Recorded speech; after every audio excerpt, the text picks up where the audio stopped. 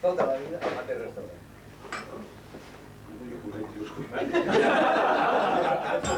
Segur que som creients. Aquests tios que diuen, no, el podria sacar el pito al gran poder, i tots llorando, y yo, no sé tú, yo de verdad, tío. Estos de Sevilla que lloran... Mojinos escocidos, el Sevilla, el tío aquel que es un palatete, que es el cantant, que el tío es molt amic nostre, ya te digo. Y alguien le dijo, o hermandad. Y ahora el tío, pero tú crees en algo. Y el tío dice, tío, que le den por culo, pero yo esto lo he mamado y ahí estoy. Y yo, venga, vamos a la playa, que no, yo no vais, que yo tinc anar a la costaleria, coño, tinc anar a l'Hospitalet, allà. Estaran equivocats, el que vulguis, però tenen un sentit, algo, no? Un sentit de la vida. Quin és la gran avantatge? És a dir, tio, jo sóc un inútil, dona'm alguna cosa, que jo després ja et donaré un aspecte.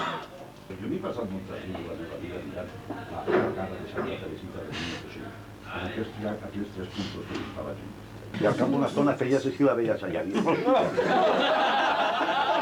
Para ponerte a bien morir, ¿no? Hostia, ¿tú sabes lo que a las 3, las 4 de la matinada yo amb l'orella?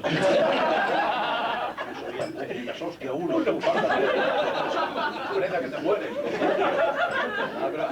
Y que le den por culo a los 3 golpes y n'hi ha tio que diu, sí, calla, que... És com aquell mite de la llum, no? Que diuen que el que entra, no? El túnel? Sí. Sí, però això no és un mite, és a dir, és una reacció fisiològica. És a dir, que les persones no estem preparats i ningú està excessivament content amb empalmar, això provoca una reacció d'estrès que a la seva vegada el que fa és desencadenar una sèrie de sistemes fisiològics. Això afecta visual i hi ha una sobreexcitació. Aquesta copa tenim concentrat al mig. Podem fixar. Parlem sobretot d'això, de l'amor, dels sentiments. Què és el que genera físicament? Els sentiments sempre pensem que, clar, som éssers espirituals i els sentiments és algo que elevem molt, però els sentiments són algo molt important, òbviament, algo que ens enriqueix molt, però bàsicament són la conseqüència d'una sèrie d'estímuls bioquímics. Per exemple, l'amor, l'enamorament. Quan ens enamorem, aquesta atracció enorme que tenim cap a la parella que ens hem enamorat, això és un estat de drogadicció absoluta. Per què estem dient això?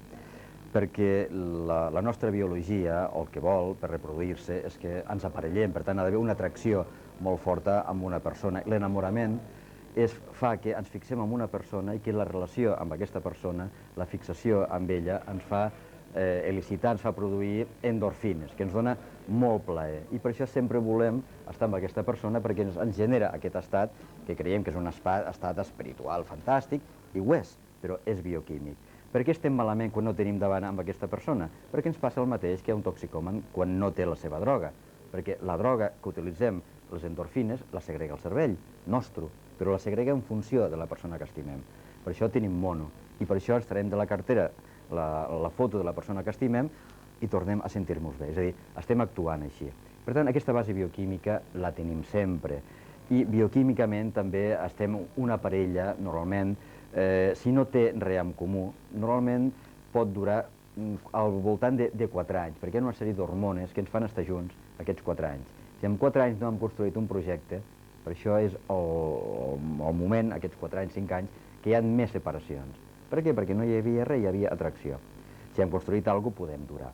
Però els sentiments estan mediatitzats per una base bioquímica. Hi ha una part del cervell, l'amígdala, que si me l'extirpen ja no sentirem res, no tindrem sentiments. Per tant, això és bo tenir-ho en compte.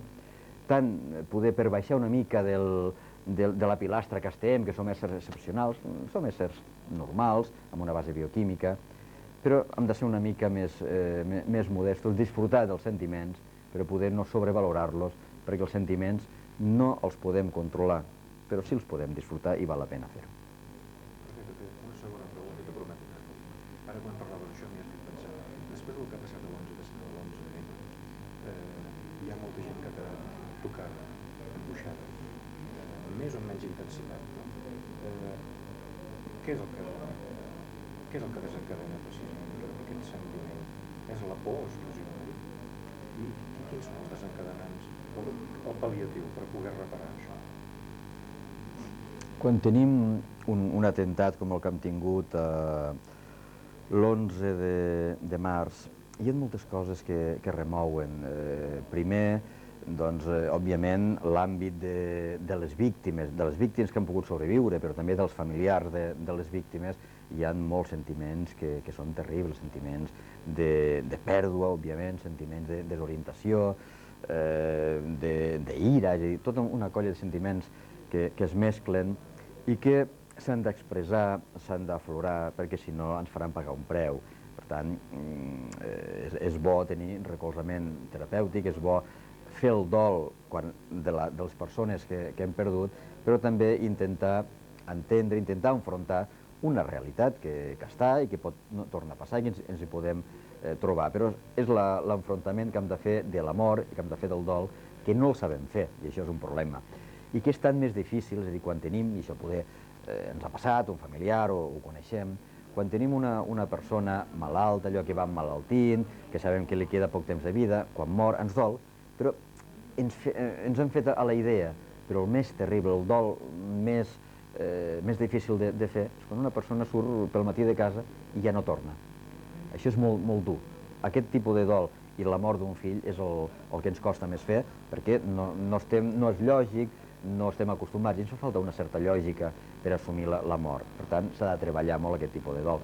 També per la gent que ens ho veiem, diguem, des de fora, que ens ho veiem des de la distància, no afectats, però implicats emocionalment, també són temes que tenim que elaborar, intentar entendre, intentar comprendre, que ja sé que el terrorisme no es pot entendre ni es pot comprendre, però com a mínim entendre que vivim en un món complex, que hi ha causes que no poden justificar, però sí que tot té una explicació i que ens ha de fer pensar diferent sobre el món, a la millor pensar diferent sobre els polítics, sobre on ens porten, què ens fan, i tot això ens fa anclar en una realitat que és la que tenim. El món d'avui és diferent al món de fa 10 anys o 100 anys, i el d'aquí 10 anys serà diferent al d'avui. Per tant, això ens fa entrar en un món poder que ens pot semblar absurd, però és el que tenim i hem d'aprendre com viure amb ell.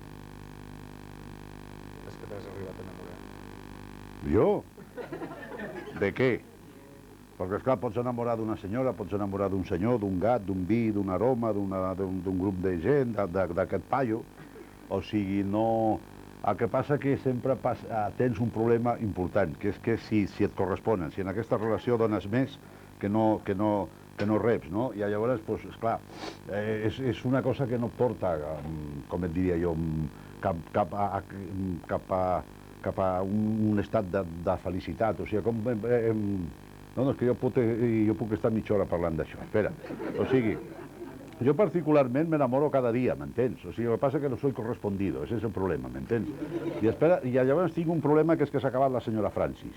Perquè, entens, quan em passaven aquestes coses podies fer una carta, trucar per telèfon, enviar algo i dir, mire senyora, m'he enamorat però no me quiere, no soy correspondido.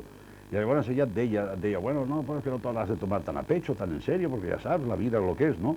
I és una mica fotut. I llavors, clar, l'estat perfecte, podríem dir, de l'home, tant l'home com la mujer, és la momificació, m'entens? O sigui, fer-te com una costra, com té aquest tio, m'entens? Que té que ser com una costra d'aquestes que el resbali tot, m'entens? O sigui, però és molt difícil perquè, esclar, estàs fet de carn, d'ossos, de sang, i tens uns sentiments, i tens unes vivències i unes històries rares, i llavors això et porta a aquest estat d'arrobamiento, d'atontamiento, que és lo de l'enamoramiento. O sigui, jo a vegades m'agradaria no ser tan vehement i ser una mica més, com et diria jo, no figaflor, però sí com una felga, m'entens? O sigui, és un estat intermig, entre la momificació i la felga. O sigui, és no sentir, m'entens? Perquè si sents, llavors et toca la pebrotera i les passes putes. I en aquest món no s'ha vingut a passar putes. En aquest món s'ha vingut, no sé, a trempar, a riure, tu. Si pots follar, doncs, esperi. Si pots follar, doncs, millor, no? Però vull dir, no sé, és que són una sèrie, és molt difícil,